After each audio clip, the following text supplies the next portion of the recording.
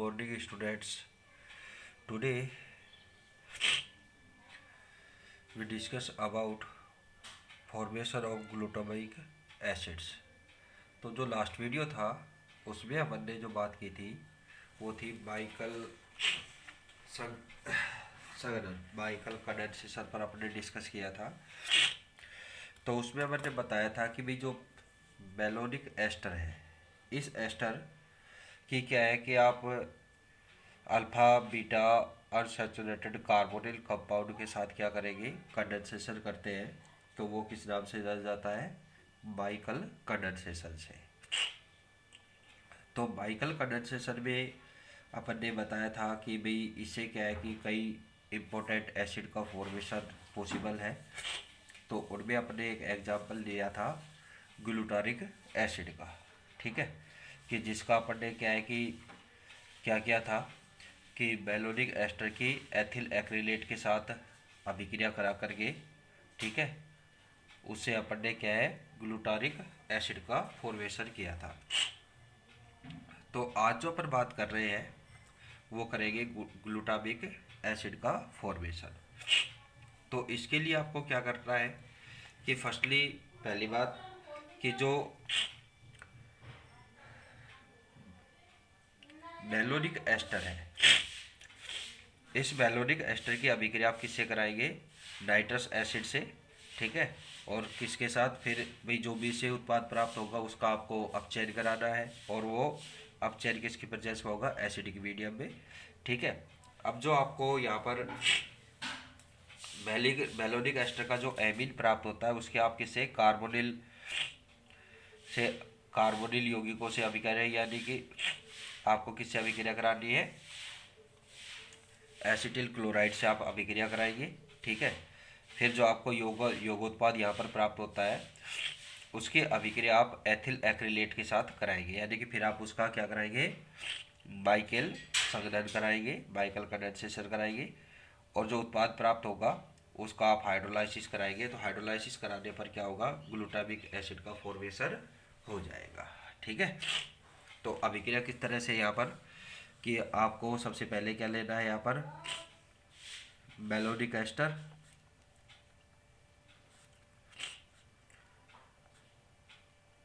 ये हो गया बेलोनिक एस्टर, ठीक है।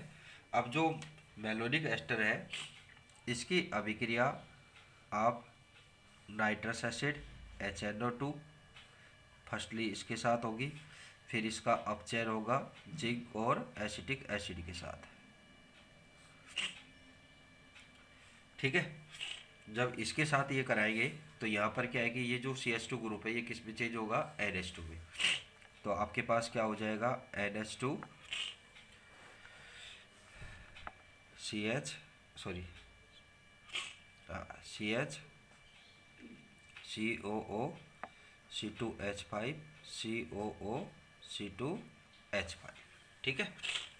अब आपको इसका एमाइड ग्रुप वाला ये प्राप्त हो गया, एमीन ग्रुप प्राप्त हो गया। अब इसकी अभिक्रिया आप किससे कराएंगे? एसिटिल क्लोराइड से, CH3COCl से, ठीक है।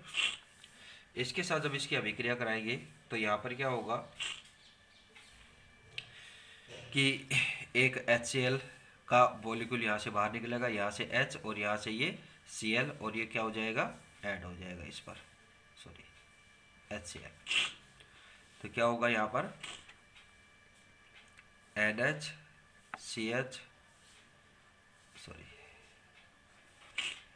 COO C2H5 COO C2H5, ठीक है।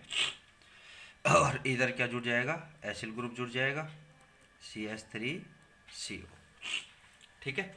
अब इसका आप क्या कराएंगे? माइकल संघनन।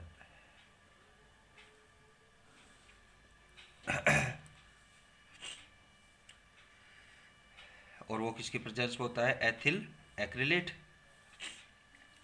CH2 double bond CH COO C2H5, ठीक है। और ये किसकी प्रेजेंस में होता है? साथ में आपको यह लेना है सोडियम एथोक्साइड C2H5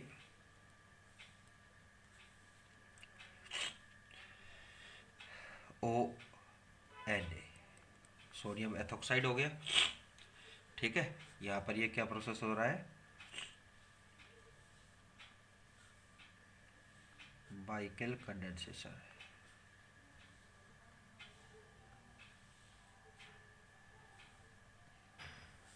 ठीक है, अब बाइकल कंडेंसेशन से आपको जो उत्पाद प्राप्त होगा वो क्या होगा, CH,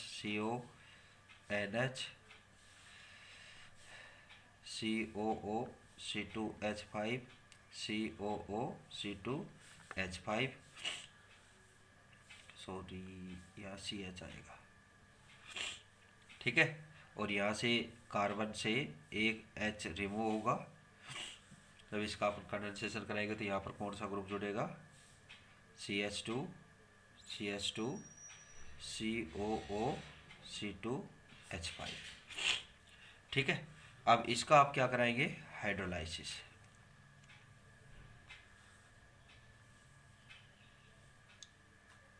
जल अपघटन कराएंगे। तो जल अपघटन कराने पर क्या प्राप्त हो जाएगा अपने को, ग्लूटामिक एसिड यहाँ पर प्राप्त हो जाएगा।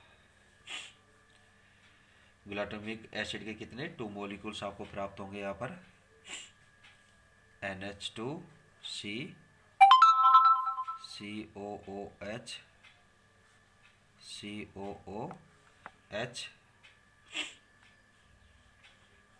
सॉरी ग्लूटामिक एसिड अभी नहीं प्राप्त होगा, उसका फिर आप हीट करेंगे और यहाँ पर आ जाएगा CH2, COOH, यानी कि आप हाइड्रोलाइसिस करेंगे तो यहाँ से क्या है कि ये एथिल ग्रुप क्या है, एथेनॉल के रूप में क्या होगा, बाहर होगा। ठीक है, अब इसका आप क्या कराएंगे, हीट करेंगे तो इसमें से कार्बन डाइऑक्साइड का मॉलिक्यूल बाहर निकलेगा एक। ठीक है, और क्या हो जाएगा, यहाँ से एक कार्बन डाइऑक्साइड मॉलिक्यूल क्या होगा, बाहर निकलेगा और आपको क्या प्राप्त हो जाएगा, ग्लूटामिक एसिड।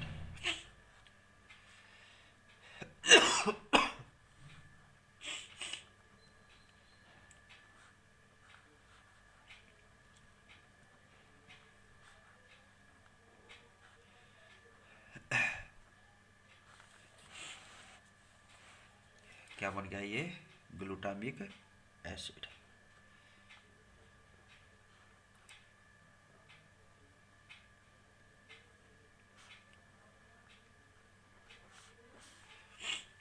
ठीक है, नेक्स्ट जो टॉपिक आता है इसका,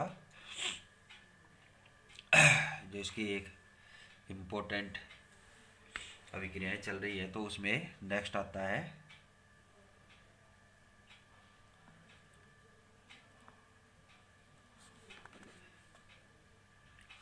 एलिसाइक्लिक यौगिकों का निर्माण, यानी कि फॉर्मेशन ऑफ एलिसाइक्लिक कंपाउंड्स।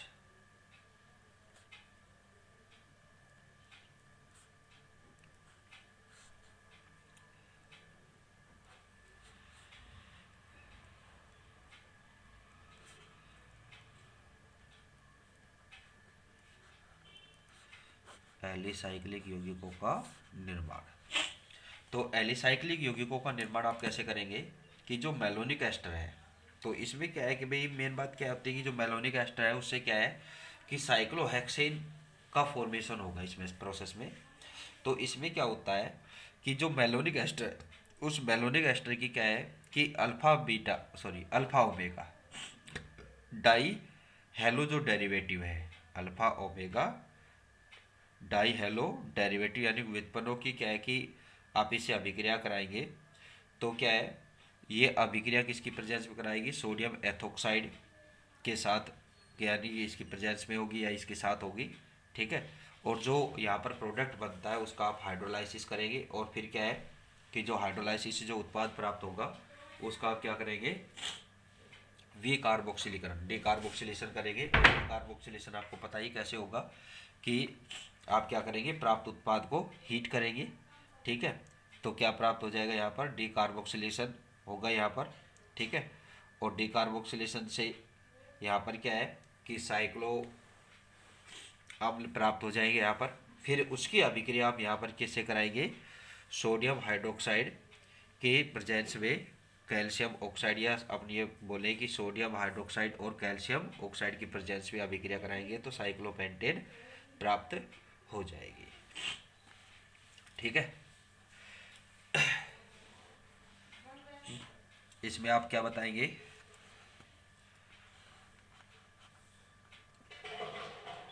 इस प्रोसेस में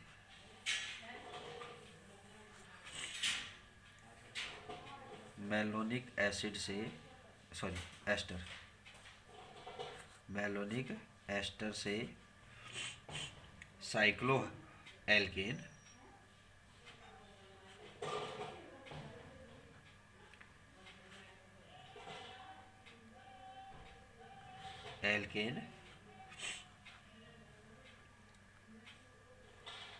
बनाते हैं।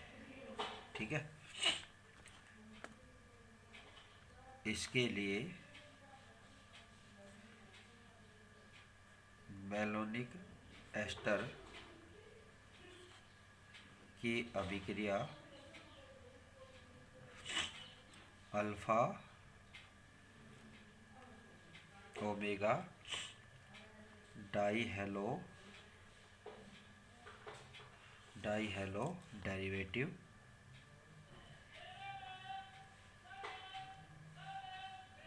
अल्फा ओमेगा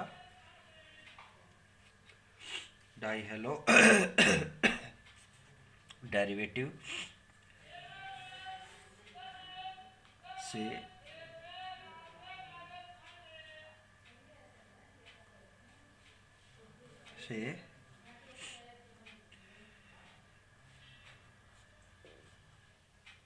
सोडियम एथोक्साइड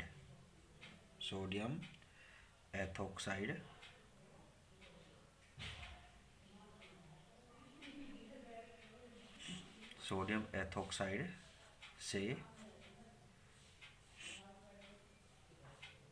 1:2 में कराने पर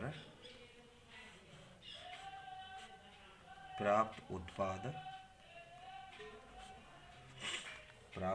उत्पाद का हाइड्रोलाइसिस व डीकार्बोक्सिलेशन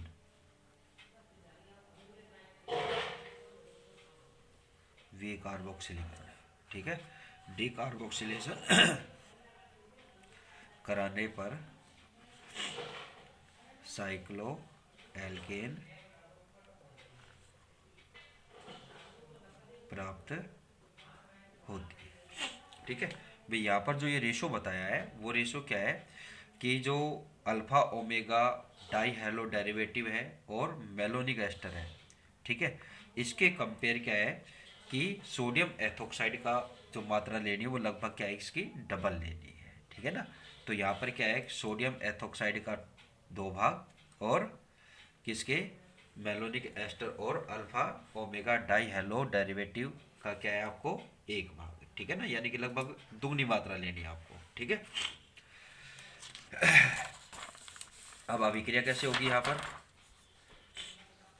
अभिक्रिया में आप क्या क्या बताएंगे यहाँ पर यहाँ पर आपने एग्जाम्पल लेंगे साइक्लोपेंटेन का फॉर्मेशन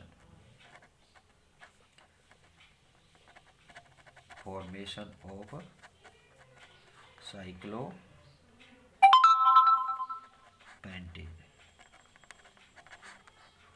ठीक है, तो इसके लिए आप क्या लेंगे कि भाई मैलोनिक एस्टर है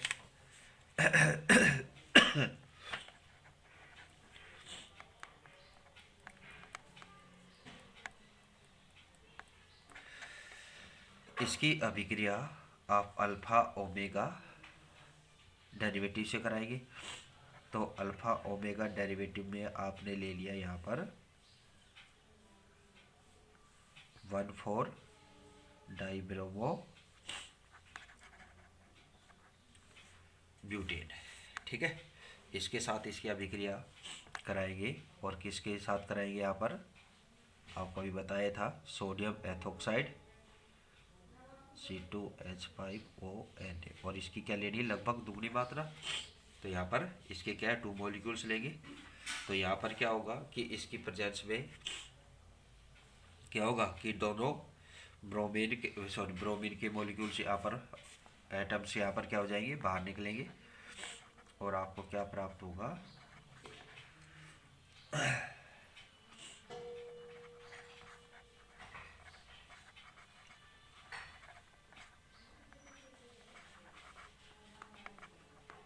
C2H5CO, उल्टा लिख दिया,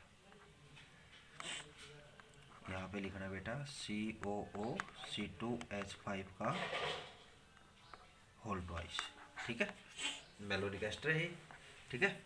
अब इसका आप क्या कराएंगे यहाँ पर, हाइड्रोलाइसिस, हाइड्रोनियम आयन। तो हाइड्रोलाइसिस कराएंगे तो यहाँ से क्या होगा कि एथेनॉल के मॉलिक्यूल बाहर निकलेंगे और आपको क्या प्राप्त होगा, एक साइक्लिक कंपाउंड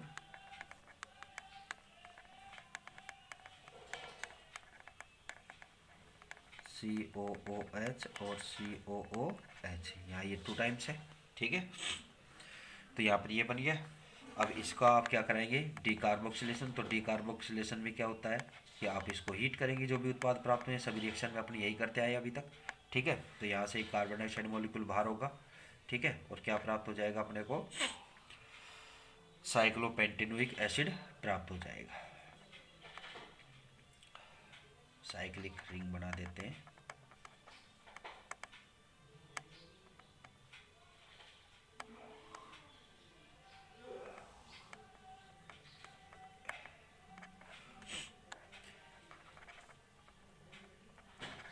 ये क्या प्राप्त हो गया,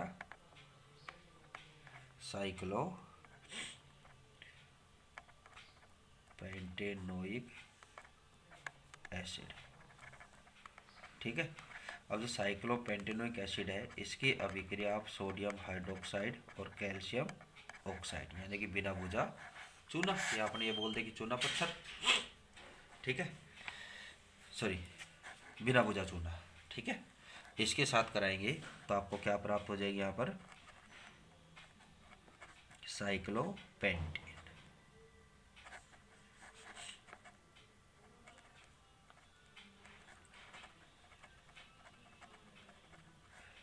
साइक्लोपेंटेन प्राप्त हो जाएगी, ठीक है। अब जो ये रिएक्शन है इसमें जो प्रोसेस होती है, यानी कि जो हेलोजन का जो एटम्स है वो क्या है कि फर्स्टली तो क्या होता है कि भाई ये दोनों यहाँ पर जो ब्रोमीन है, ब्रोमीन के ब्रोमाइड के जो एटम्स हैं वो यहाँ से दोनों रिमूव होते हैं। तो फर्स्ट जो एटम रिमूव होता है वो क्या होता है, इंटरमोलिकुलर सब्स्टिट्यूशन से होता है, और दूसरा क्या होता है, इंट्रामोलिकुलर सब्स्टिट्यूशन से, यानी कि अंतरा आणविक और अंतः अणुक इंटरमोलिकुलर क्या होता है, इनमें सब्स्टिट्यूशन होता है, ठीक है। तो ये जो प्रोसेस है मैं आपको नेक्स्ट वीडियो में बताऊंगा। Thank you.